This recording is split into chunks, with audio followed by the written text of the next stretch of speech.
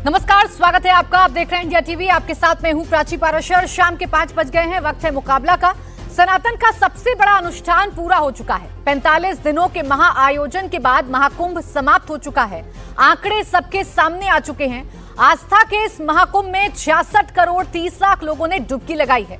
ये नंबर हर मायने में बड़ा है, लेकिन सियासी चश्मे से अगर इस 66 करोड़ के नंबर को देखा जाए तो ये शुद्ध सनातनी वोटर्स की भी संख्या है। बीजेपी भव्य आयोजन के बाद उत्साहित जरूर है, क्योंकि देश के कोने कोने तक मैसेज पहुंचा है। दूसरी तरफ विपक्ष को इस बात का डर है कि अगर महाकुंभ का इंपैक्ट काम किया तो उनके तमाम समीकरण फेल हो सकते हैं। यही वजह है कि महाकुंभ खत्म होने के बाद भी बयानों की बारिश नहीं रुक रही। जिन विपक्षी नेताओं को ये सनातनी लहर नजर आई, वो संगम में डुबकी लगाए।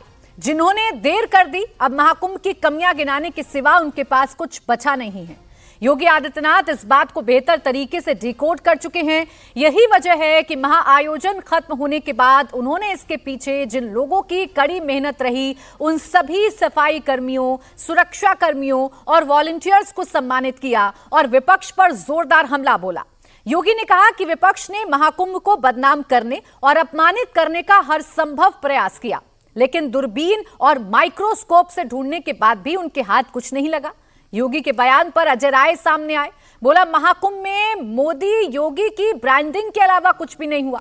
अब महाकुंभ खत्म हो चुका है। 66 करोड़ लोग सच्चाई के साक्षी बनकर लौटे हैं, तो मंथन उनका अपना भी जरूर होगा। लेकिन अब सवाल यह है कि महाकुंभ का सियासत पर कितना इंपैक्ट पड़ने वाला है। सवाल यह भी कि क्या हिंदुस्तान में हिंदू बनने की होड़ लग गई है। आज इन्हीं सवालों पर करेंगे मुकाबला। पहले आपको सुनवाते हैं योगी आदित्यनाथ और अजय राय का बयान।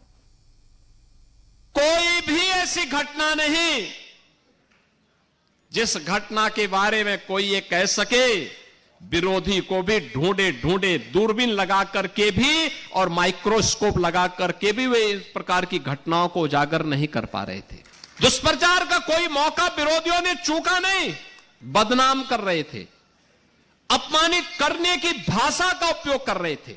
28 और 29 की रात्रि को दुखद घटना घटित हुई। उन सभी परिवारजनों के प्रति हमारी संवेदना है। किसी अन्य जगह की घटना को प्रयागराज से जोड़ करके बदनाम करने की जो साजिशें हो रही थी, मुझे लगता है कि जनता जनार्दन ने एक सिरे से उन्हें खारिज करके प्रयागराज महाकुंभ में आकर के साबित किया कि नहीं, तुम्हारे दुष्प्रचार में अब नहीं आएंगे। सनातन का ये ध्वजा अब कभी झुकने वाली नहीं है। सरकार की व्यवस्था मैं समझता हूं कि पूरी तरीके से ध्वस्त थी। वो राम भगवान के भरोसे वहां पर सारी चीजें चली हैं, क्योंकि इनकी जो व्यवस्थाएं थी उस व्यवस्था ने पूरी तरीके से सभी चीजों को ध्वस्त कर दिया। केवल मार्केटिंग, ब्रांडिंग, हाँ, योगी जी को, मोदी जी को धन्यवाद देना चाहिए कि जो इन्होंने ब्रांडिंग किया, जो मार्केटिंग की, वो बहुत अच्छी मार्केटिंग किया है। महाकुंभ का समापन हो चुका है। मुख्यमंत्री योगी आदित्यनाथ प्रयागराज में हैं। कर्मचारियों को, सफाई कर्मियों को सम्मानित कर रहे हैं, पुरस्कृत कर रहे हैं, अपनी सरकार की पीठ थपथपा रहे हैं। तो विपक्षी अभी भी कह रहे हैं कि महाकुंभ में बहुत सारी त्रुटियां थीं, जिसके लिए सीधे तौर पर योगी सरकार जिम्मेदार है। मेरे साथ खास मेहमान जुड़ गए हैं, उनसे आपका तारुफ कराऊं। उससे पहले एक आंकड़ा आपके सामने रख देती हूं। देखिए, इस महाकुंभ में 66.30 करोड़ श्रद्धालुओं ने डुबकी लगाई, जो दुनिया के 193 देशों की आबादी से ज्यादा है। इंफ्रास्ट्रक्चर के हिसाब से आप देखेंगे तो 4000 हेक्टेयर का महाकुंभ क्षेत्र है। दुनिया के सबसे बड़े स्टेडियम से 166 गुना बड़ा है। कुंभ सिटी 4 लाख से ज्यादा तंबू बने, 1.5 लाख टॉयलेट इसमें बनाए गए। ट्रांसपोर्टेशन की अगर आप बात करेंगे तो 13,830 ट्रेनों से 30 करोड़ श्रद्धालु पहुंचे, जबकि 2800 फ्लाइट से 4.5 लाख श्रद्धालु पहुंचे। सिक्योरिटी में 5000 सुरक्षा कर्मी थे, 2700 सीसीटीवी कैमरे थे। हेल्थ की बात करेंगे तो मेला क्षेत्र में 43 हॉस्पिटल, 6 लाख लोगों का इलाज था। और दुनिया ने भी कैसे महाकुंभ को अपनी नजर से देखा है। द वॉल स्ट्रीट जर्नल ने लिखा कि अमेरिकी आबादी से ज्यादा तीर्थयात्रियों वाला इंडियन फेस्टिवल। CNN वर्ल्ड ने लिखा 60 करोड़ स्नान के बाद दुनिया का सबसे बड़ा धार्मिक जमावड़ा। फ्रांस 24 ने लिखा भारत का विशाल हिंदू महोत्सव समाप्त हो गया है। और इसीलिए मुख्यमंत्री योगी आदित्यनाथ कह रहे हैं कि कमियां ढूंढने वालों को सिर्फ कमियां ही दिखी।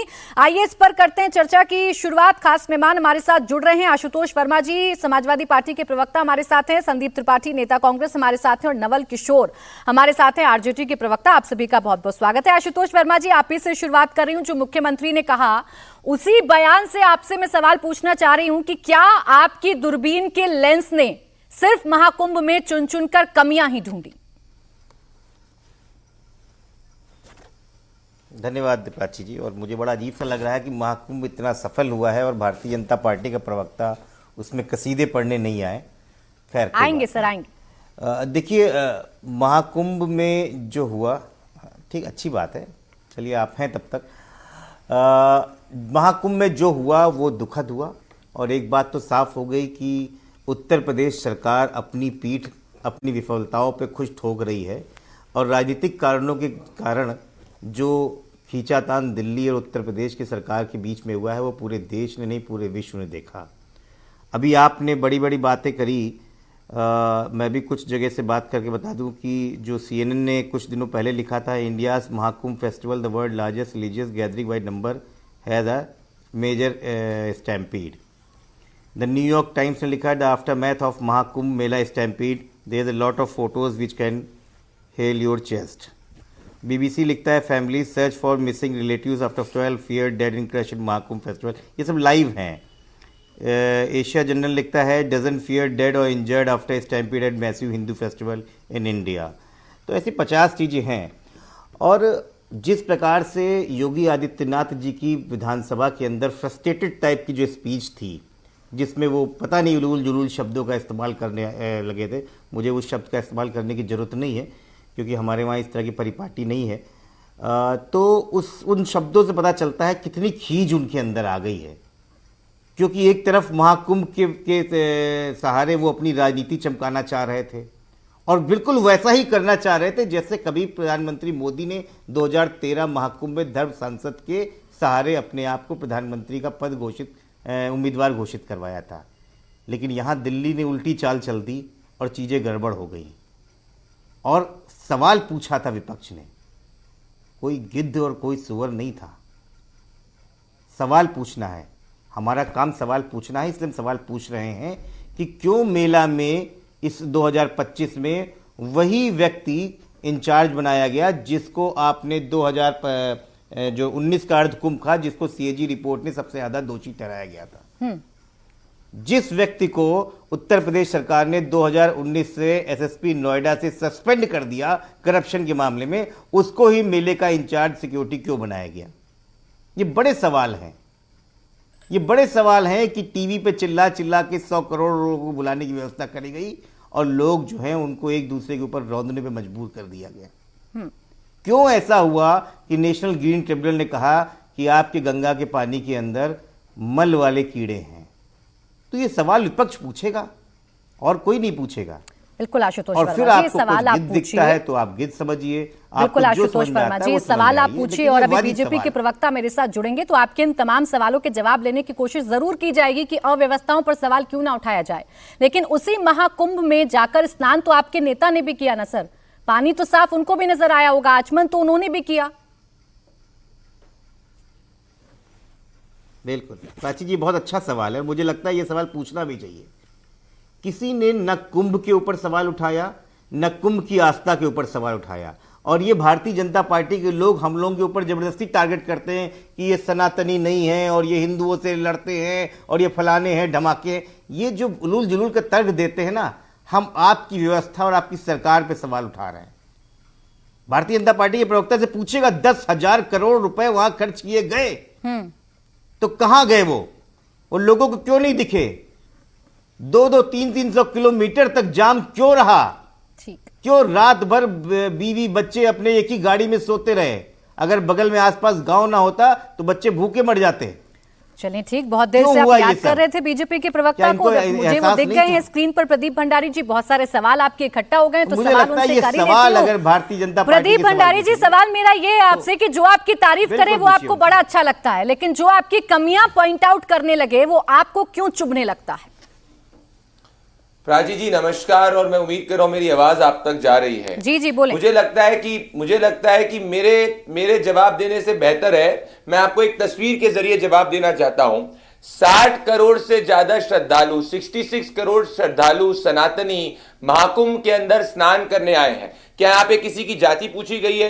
क्या यहाँ पे किसी में अमीर और गरीब का हिसाब पूछा गया है? क्या ये पूछा गया है कि कौन कौन से राज्य से आता है, कौन से देश से आता है? ये सनातन की यूनिटी है, जिसके कारण जो पीडीए वाले जो हैं, जो सच में घबराए हुए हैं, क्योंकि ये हिंदू समाज और सनातन समाज को जाति में बांटना चाहते थे। आज महाकुंभ इसीलिए सक्सेसफुल हुआ है।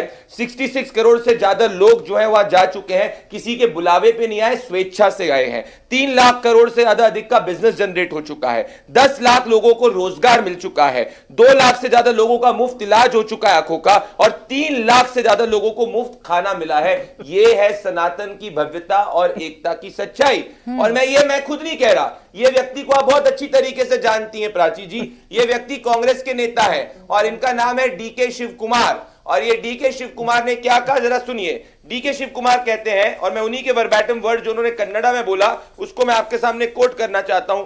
वो कहते हैं कि महाकुंभ की व्यवस्था बहुत अच्छी थी, मुझे कोई समस्या नहीं हुई, और मैं इसके लिए प्रशासन को धन्यवाद करना चाहता हूं। अब इनको, क्योंकि झूठ वालों को ये वीडियो भी सुना सकता हूं, कन्नड़ा है, पर ये आज उन्होंने कहा है। नहीं, यही तो मेरा सवाल था ना प्रदीप भंडारी जी, जिसने आपकी तारीफ की उसका बयान आप कोट कर रहे हैं, और जो आपसे सवाल पूछ रहा है आप उसे सीधा सनातन विरोधी क्यों करार दे रहे हैं, जबकि अखिलेश यादव तो डुबकी लगाकर आए हैं।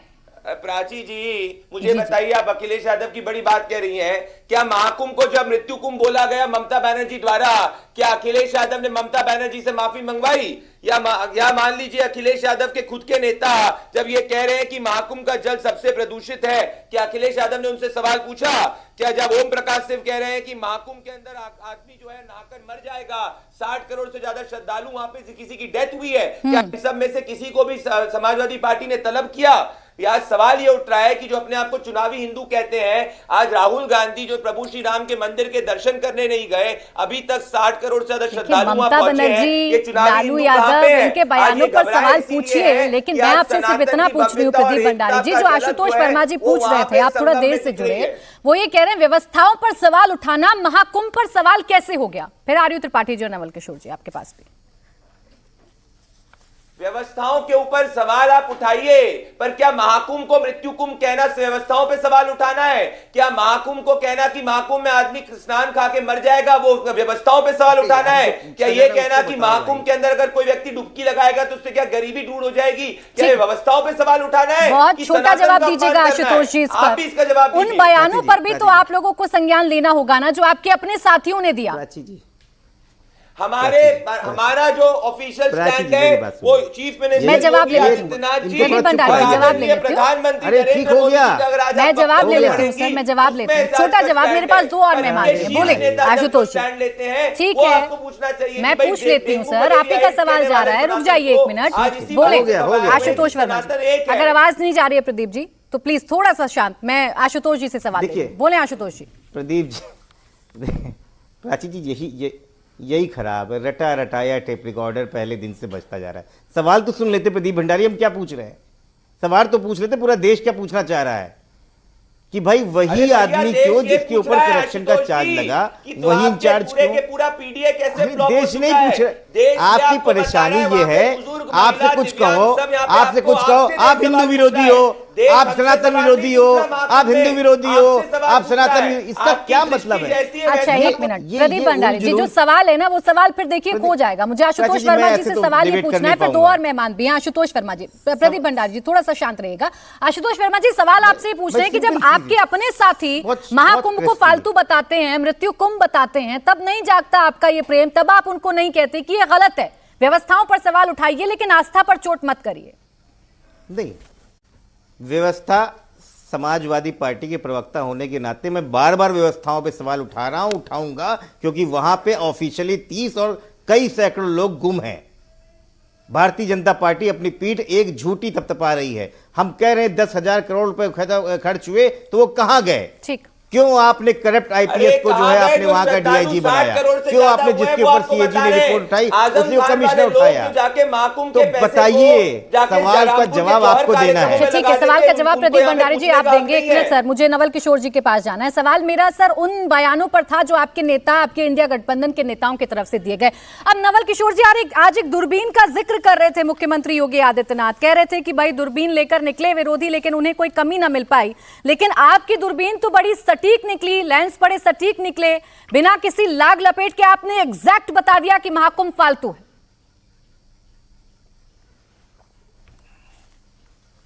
देखिए, जिस तरह से योगी आदित्यनाथ जी इतना फेलियर के बावजूद, इतने बड़ी कई सारी घटनाओं के बावजूद एकदम आंख बंद, वो तो देखना ही नहीं चाहते हैं। तो दूरबीन का क्या मतलब है? देखेंगे तब न दिखेगा। उनको तो जिस दिन स्टैम्पेड हुआ, जिस दिन भगदड़ हुई, ये भी नहीं मालूम था। जैसे रेल मंत्री को यह भी नहीं मालूम था कि नई दिल्ली रेलवे स्टेशन पर कोई भगदड़ हुई है। तो जो ऐसे लोग हैं जो कि देखना नहीं चाहते हैं जानबूझ के और सिर्फ प्रचार में लगे रहते हैं, दिन रात प्रचार, योगी मोदी, हिंदू हिंदू। और जब बिहार में आप देखिएगा मंत्रिमंडल का जब विस्तार होता है तो मंत्रियों की जाति बताते हैं। यहाँ कहते हैं जाति खत्म हो गया, कुंभ में आने पर जाति खत्म हो जाता है। बिहार सरकार में मंत्रिमंडल का गठन जो विस्तार होता है उसमें जाति फिर से आ जाता है। तो ये सिर्फ और सिर्फ राजनीतिक दृष्टि से हर बातों का फायदा उठाना चाहते हैं। और जो लोग इस पे सवाल पूछते हैं तो लगता है कि योगी जी और मोदी जी का घर का अपना प्रायोजन है, अपना आयोजन है, उस तरह से बिहेव करते हैं। भाई साहब, आपको जो जिम्मेदारी मिली है, आप वहां सरकार में हैं और आप कह भी रहे हैं कि विश्व का सबसे बड़ा है, और ये है भी, और ये आस्था का विषय है। लेकिन व्यवस्था पूरी तरह से ध्वस्त दिखी, और ये कई बार कहा गया। आप देखें और दिखाई आपकी मर्जी है। आप तो कभी नहीं देखेंगे। आपको तो कोरोना में भी ताली और थाली बजवा रहे थे। नवल किशोर जी, महाकुंभ को सीधे सीधे फालतू बताया ना, तो इसका आधार तो बताइएगा ना। अगर 60 करोड़ से ज्यादा, 66 करोड़ का आंकड़ा अगर श्रद्धालुओं का पहुंच रहा है महाकुंभ में स्नान करने के लिए 45 दिनों में, आप उसे फालतू बताइएगा तो सवाल तो पूछा जाएगा आपसे। आप देखिए, आप बार बार अगर योगी आदित्यनाथ और प्रधानमंत्री जी चिल्ला कर बोले कि 100 करोड़ आदमी आ गया यहाँ पे, तो उस पे भी सवाल उठ रहे हैं। अभी कई सारे अध्ययन आए हैं और आ रहे हैं कि उतने दिन में संभव नहीं है कि 60 करोड़ आदमी आ सकते हैं। अब आप कुछ भी आपको भगदड़ में कितने लोग मरे उसका आंकड़ा तो दे नहीं पा रहे हैं। वहां पे कौन आ जा रहा है, कितना आ जा रहा है, उसका आंकड़ा तुरंत दे रहे हैं। जातीय जनगणना करा नहीं रहे, देश का जनगणना करा नहीं रहे। भगदड़ पर सवाल पूछिए, पानी की गुणवत्ता पर सवाल पूछिए, जाम पर सवाल पूछिए, लोगों को हुई प्रॉब्लम पर सवाल पूछिए। मैं खुद आपके सवाल प्रदीप भंडारी जी तक पहुंचाऊंगी, लेकिन मेरा सवाल आप देखिए फिर गोल घुमा दे रहे हैं। ये फालतू कैसे हुआ महाकुंभ, ये तो आपको बताना होगा ना। हम तो सवाल वही पूछ रहे हैं, लेकिन जिस भारतीय जनता पार्टी का समझ ही फालतू है, वो कैसे समझ पाएगा? वो तो कभी विश्वास ही नहीं करे, गलती करता है। सर, आपके नेता का बयान आपने शायद सुना होगा, अब आप उस पर बात नहीं करना चाहते, वो बात अलग है। व्यवस्थाओं पर सवाल उठाने के लिए आपको कोई नहीं रोक रहा है, आप उठाइए, आप सवाल पूछिए, लेकिन सनातन पर चोट करना क्या, सनातन पर चोट करना क्या गलत नहीं?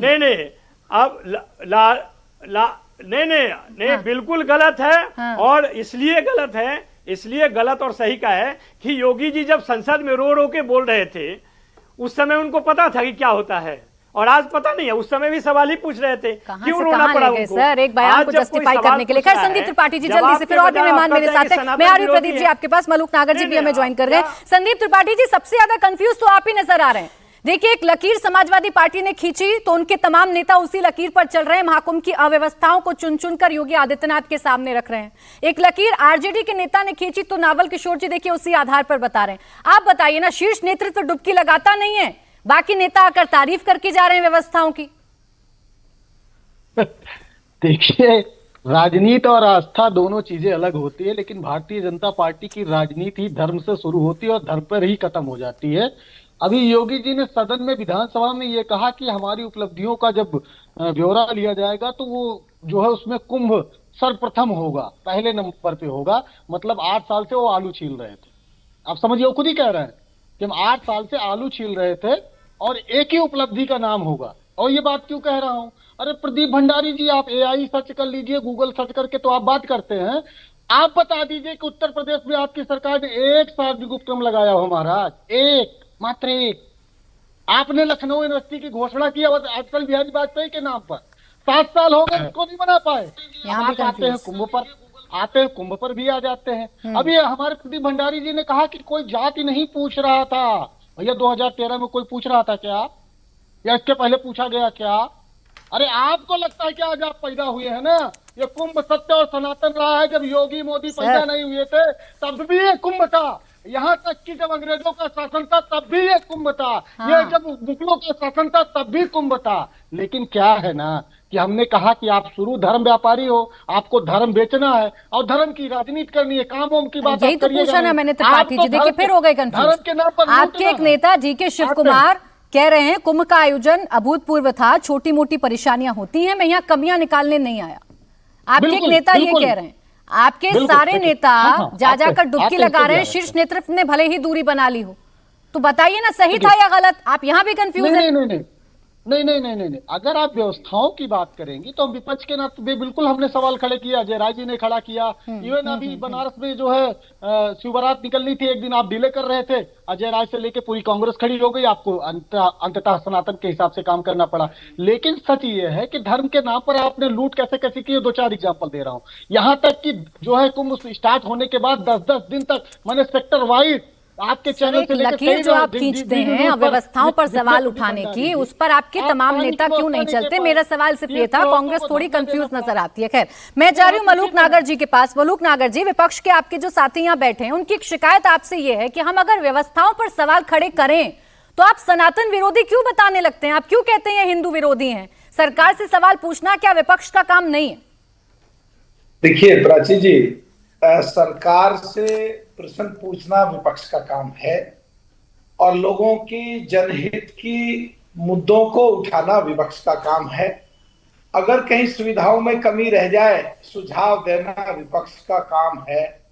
पर ये तो पता क्या है, अगर कोई अच्छी भी बात कह दी या कर दी, उसकी भी खिलाफत करेंगे।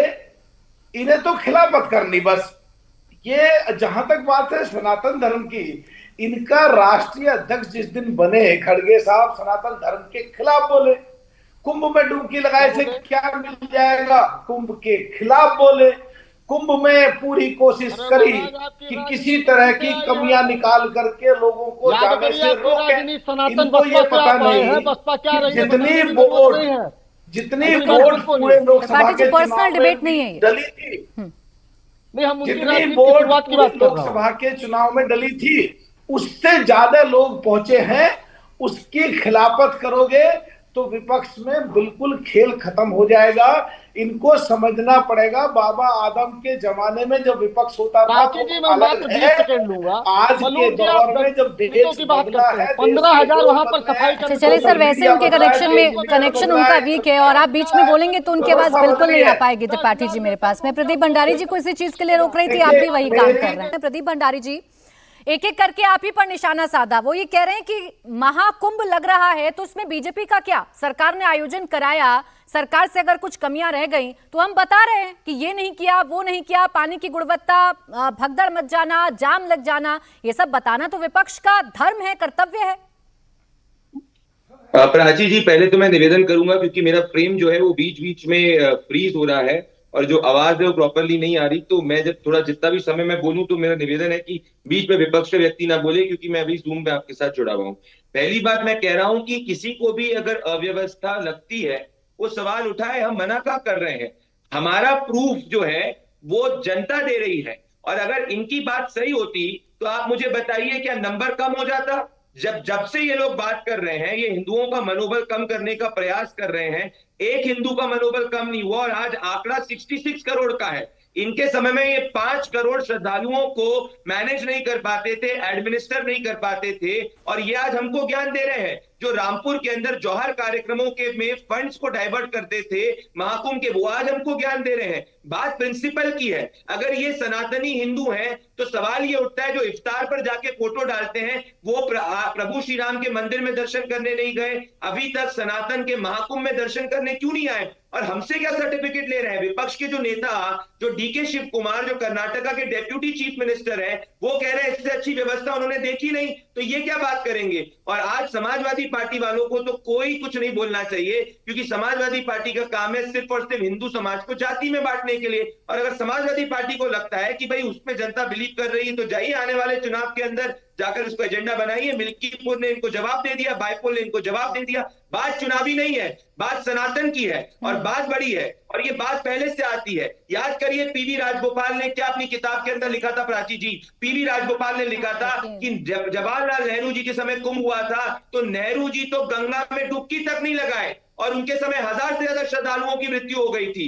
ये लोग हिंदू विरोधी है क्या? उसमें नेहरू जी ने माफी मांगी? नहीं। सवाल आप कांग्रेस से पूछिए कि आपके नेता क्यों नहीं आए, ये सवाल आप आरजेडी से पूछिए, लेकिन आप समाजवादी पार्टी से तो पूछ ही नहीं सकते हैं।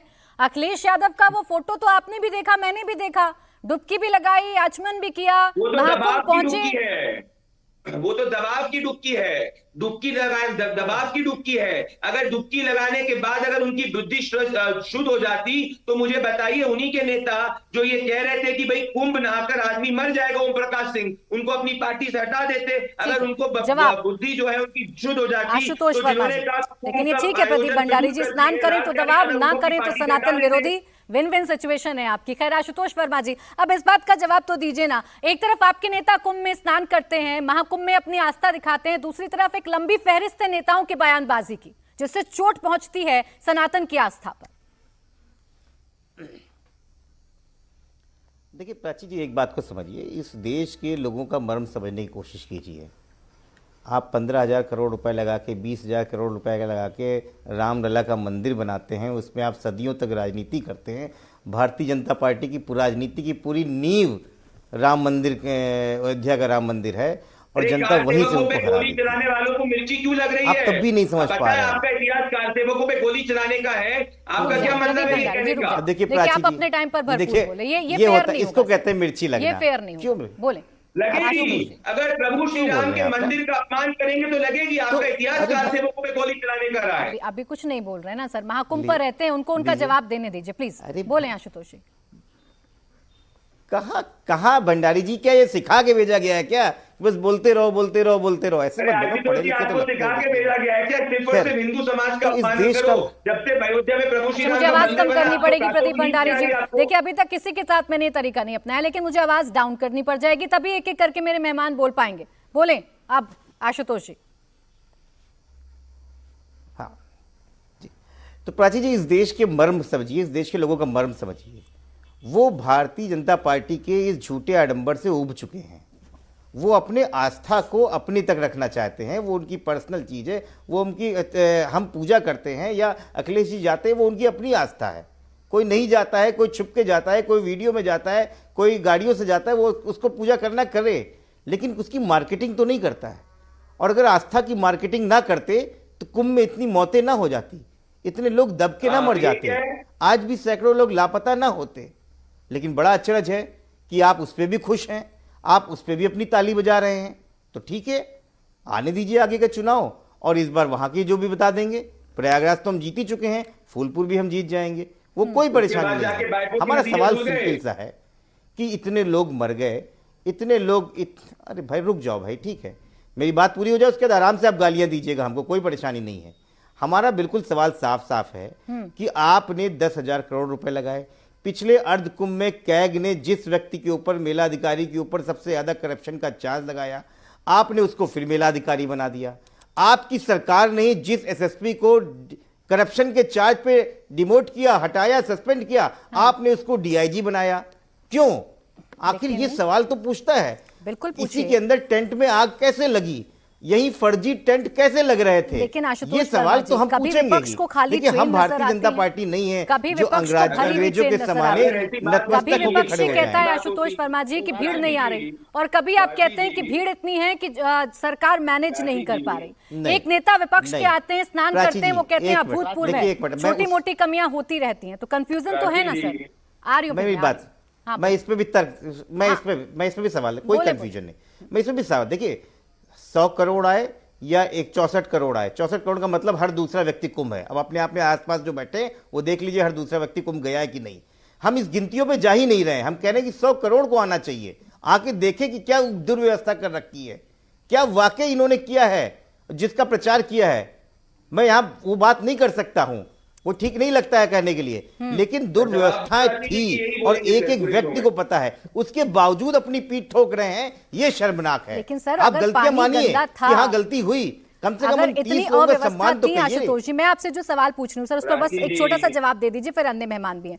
अखिलेश यादव, डीके शिव कुमार, दिग्विजय सिंह, सचिन पायलट, नकुल नाथ, अजय राय, सुखविंदर सिक्खू, अविनाश पांडे, जीतू पटवारी, ये सब आप ही के विपक्ष के नेता हैं, ये सब पहुंचे ना आस्था की डुबकी लगाने के लिए। इतनी अव्यवस्था थी तो पहुंचते क्या इतने लोग, ये आंकड़ा इतना बढ़ता क्या? फिर वही बात, देखिए प्राची जी, फिर आप कह रही हैं अगर आपको जाना है आप कुंभ जाइए, ना उसकी राजनीति करनी ना कुछ करना है, ना उसकी मार्केटिंग करनी, चाहे वो अखिलेश यादव जा रहे हैं चाहे सुखविंदर सिंह सिक्कू जा रहे हैं। हमने उस पर सवाल ही नहीं किया, सवाल उस पर किया जो सवाल लोग उठा रहे हैं। एनजीटी समाजवादी पार्टी के घर से नहीं है, एनजीटी नेशनल ग्रीन ट्रिब्यूनल है, वो केंद्र सरकार और रिटायर्ड सुप्रीम कोर्ट के जजों की बनाई हुई है। उन्होंने कहा वहां पे मल वाले कीड़े हैं, हमने नहीं कहा। ये सवाल आपको देना है। बोले प्रदीप भंडारी जी, दीजिए जवाब। इन्होंने बोला कि भाई मार्केटिंग नहीं करनी चाहिए, तो मुझे बताइए ये इफ्तार की टोपी पहन के मुलायम सिंह यादव, अखिलेश यादव क्या कर रहे थे इफ्तार के अंदर? ये मार्केटिंग तुष्टिकरण के वोट की नहीं कर रहे थे तो क्या कर रहे थे? ये जवाब दीजिए Ashutosh ji. Point number 1। Point number 2, मैं ये कहना चाहता हूं कि भाई ये लोग बड़ी बड़ी बातें कर रहे हैं। अखिलेश यादव ने डुबकी लगाई, इनको लग रहा है कि स्नान किया। अखिलेश यादव बीमार है अस्पताल के अंदर। ये अखिलेश यादव ने वीवीआईपी के साथ में 30 सिक्योरिटी गार्ड के साथ में डुबकी लगाई कि अखिलेश यादव इस वक्त अस्पताल में बीमार है। 66 करोड़ में से क्या एक भी व्यक्ति गंगा के अंदर डुबकी लगा के बीमार हुआ है? इनकी दिक्कत ये है कि इनका पीडीए का फॉर्मूला फ्लॉप हो चुका है और ये इसमें भयभीत हो गए कि अब करें तो करें क्या। ये इनकी असली दिक्कत है। और अगर इनको लग रहा है कि कोई अधिकारी गलत व्यवस्था पर सवाल सिर्फ समाजवादी पार्टी नहीं, देखिए आरजेडी के नेता भी उठा रहे हैं। नवल किशोर जी ने बहुत सारी लंबी एक लाइन मैं थोड़ी कह रहा हूँ, ये एनजीटी कह रही है भाई, एनजीटी को जवाब दीजिए। एनजीटी को जवाब दीजिए ना, मुझे क्यों जवाब दे रहे हैं? नवल किशोर जी, आशुतोष जी, उसके अच्छा बाद में प्रदीप भंडारी जी, मेरे पास और 3 मेहमान भी हैं। अरे पहला ऑर्डर क्यों आया? पहला ऑर्डर क्यों आया? अरे भैया, क्योंकि पहला ऑर्डर क्यों आया? नवल किशोर जी से मेरा प्रश्न है। नवल किशोर जी, आपके नेता महाकुंभ को फालतू बताते हैं, उसी नक्शे कदम पर बाकी आपकी पार्टी के नेता भी चल रहे हैं क्या, जो अब धर्म पर ही सवाल उठा रहे हैं, धर्म की रिलेवेंस पर ही सवाल उठा रहे हैं? देखिए, ये बात बिल्कुल सही नहीं है। ना हम धर्म पे सवाल उठा रहे हैं, ना भगवान पे सवाल उठा रहे हैं। ये हमारा काम ही नहीं है, क्योंकि हमारी आस्था वो नहीं कहती है। लेकिन जो लोग आस्था के आड़ में अपनी व्यवस्था चला रहे हैं, ये प्रदीप भंडारी जी की मजबूरी है। चोर मचाए शोर वाला हाल है, जो देश में सबसे बड़ा चोरी हर तरह का चोरी करता है, मत चोरी से लेके तमाम तरह का चोरी करता है, तो वो इस तरह का हल्ला करेगा ही। हम तो सिर्फ अच्छा, बीच में नहीं ना प्रदीप भंडारी जी, आपका कनेक्शन भी टूट रहा है। आप बीच में बोलेंगे, आपकी आवाज भी ब्रेक हो रही है, किसी की आवाज नहीं आ रही है, रुक जाइए।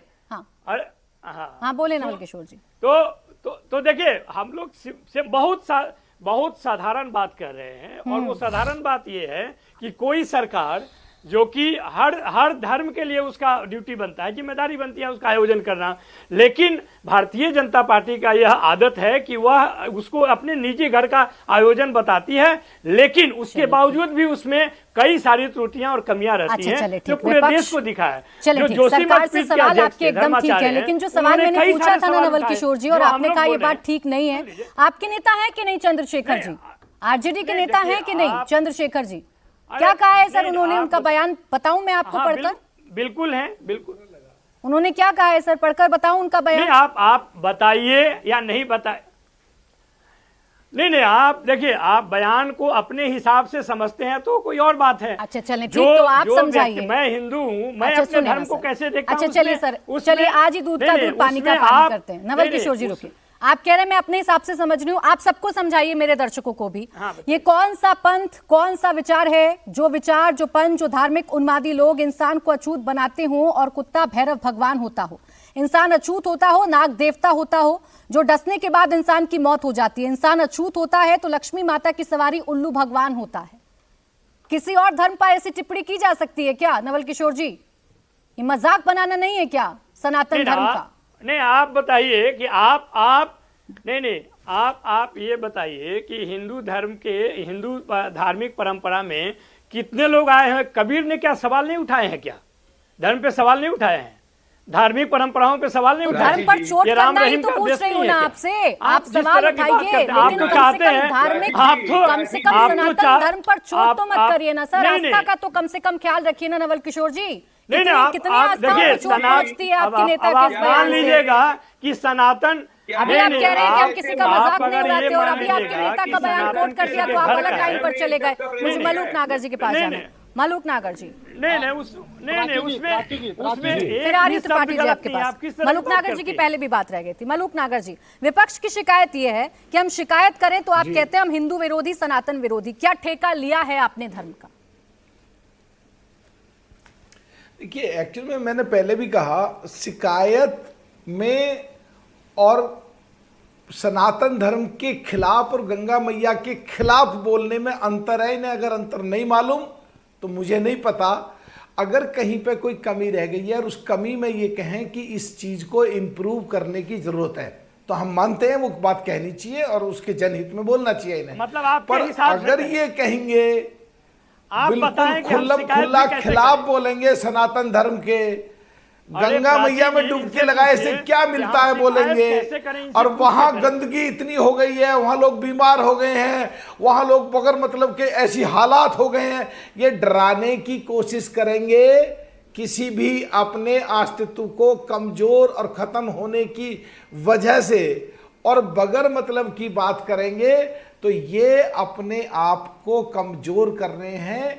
ये फिर एनडीए की खिलाफत नहीं कर रहे हैं, ये बीजेपी की खिलाफत नहीं कर रहे देखिए, आ हैं, गए ये ना। सीधा गंगा ये मैया पूरा की खिलाफत भारतीय करेंगे। जनता पार्टी तो का बीजेपी की जो खिलाफत राजनीतिक नहीं है, है। वो ये काफी अगर तो सनातन हमने धर्म की खिलाफत कर रहे हैं वो तो धर्म का बीजेपी या इस्तेमाल एनडीए की करके खिलाफत नहीं है। जी। ये सनातन धर्म की खिलाफत करना, गंगा मैया की खिलाफत करना, गंगा मैया में डुबकी लगाए से क्या मिल जाएगा, ये सोचते हैं इंप्रूवमेंट करा रहे हैं। इनकी सोच ठीक। कहाँ अब चली तो गई देखिए विचारों की। महाकुंभ का अब देखिए, महासमापन जैसे हो मैं चुका बोल रहा है। हूं, मुख्यमंत्री और योगी इनको लग रहा आदित्यनाथ है, प्रयागराज में इनको- जनता को इनको तय लग रहा करना है है कितनी जी। व्यवस्थाएं, देखिए कितनी अव्यवस्था। अब इतना ही वक्त था मेरे पास। बहुत शुक्रिया आप सभी का हमारे साथ आज की इस चर्चा में जुड़ने के लिए।